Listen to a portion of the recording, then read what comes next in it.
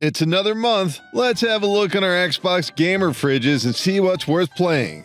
Here are the 10 best games on Xbox Game Pass. Number 10, Halo, the Master Chief Collection. Look, we feel the need to get this one out of the way, as some people take the Master Chief Collection for granted. It launched in a less than ideal state almost a decade ago, but 343 Industries has been updating it ever since. And now we have one of the best compilations ever. And what's inside these games? Well, only some of the finest level design, enemy AI, and mechanics ever applied to any games ever. Yeah, really. You can stack some of these games right up with Mario and Portal. Oh, and the multiplayer works now. And they added ODST and Reach. It was a very long wait, but you know what? It was worth it. Number 9. Tomb Raider. Tomb Raider easily qualifies as one of the best reboots ever. If you were a fan of the original series, stop and remember all the inching towards ledges and failed jumps. Are you sure you were a fan of that? Well, they each their own, but we'll happily take the more action-driven follow-ups, which show a young doe-eyed baby named Lara Croft transform harrowing risk after harrowing risk into a hero not to be trifled with. This sort of basic but thoughtful character development, or at least a character arc, is still somewhat rare in games, making this an easy recommend.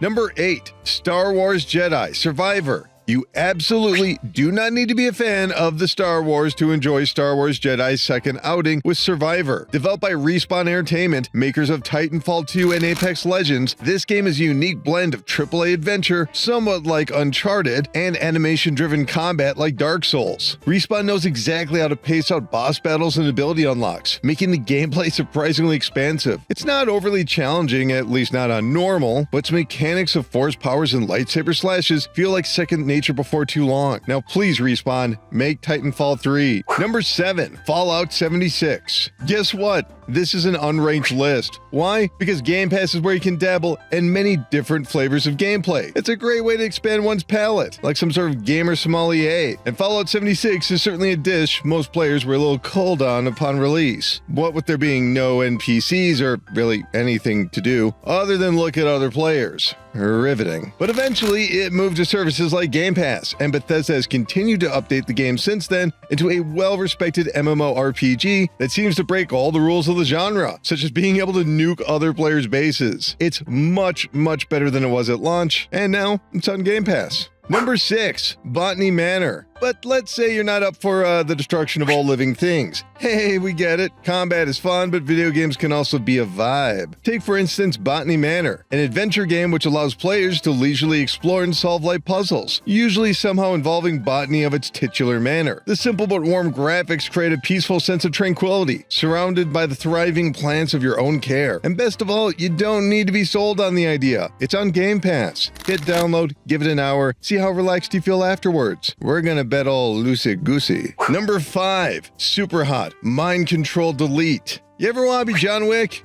Yeah, who doesn't? Well, look no further than Superhot Mind Control Delete, an excellent first-person game that is much, much more than a shooter. The world only moves when you move, which may sound like a big advantage, but if you're not observing your folding situation, you're gonna splatter like a pack of cookie dough getting hit by a truck. Eventually, you can intuit how to be a top super assassin, and muscle memory takes over previously impossible odds. Superhot continues to be a style of action in a class of its own. Number 4, Diablo IV. And here we are, the first major addition since the Activision Blizzard merger. Diablo IV didn't quite light up the world when it was released in 2023. But really, it seems to be continuing the long tradition of Diablo games, still being polished upon release, but gradually with time, additional work is what makes these gems stand up for dozens upon dozens of replays. And that kind of becomes a problem for the next Diablo, if and when that should ever come out. Because people get so attached to their Diablo, the initial change can be unsatisfying. But rest assured, Diablo IV is a good time. It's an action RPG, dungeon crawling, loot collecting sort of game. What more could you want? Number 3, The Quarry. The Quarry is a pitch-perfect game for the often overlooked genre known as Couch Observer Co-op. Okay, we just made that up. But you know when you're watching someone playing a game and helping by yelling at them? Well, The Quarry is an interactive movie sort of game, down to having actors like former WCW champion David Arquette or Maniac Cop Badge of Silences 3 Ted Raimi. So the passive observer can certainly get more interested. This is also a natural for non-players who just want to see what sort of cool graphics are happening these days, or just watch some young people will be hunted in the woods. Wait, what is this game about? Number 2, Space Engineers. This game had to be on the list simply for delivering exactly what it promised. You're in space, you engineer things that make it easy to live in space, and you further build out your facility from a humble garage to a massive base of operations complete with a space hangar. But to really get the most out of this game, you'll want to have a few of your friends with Game Pass to join you online. Obviously, being so close to the vacuum of space, your environments may be extremely dangerous, but there is something rather peaceful, mindful, finishing up a section of long work. Pride in your space work, that is. Number 1, Warhammer 40k Bolt Gun. If Warhammer 40k Bolt Gun was an adjective, it would be duh. This is not a complex game in motivation. You run and shoot a rocket and run and dodge bullets and run and shoot some more.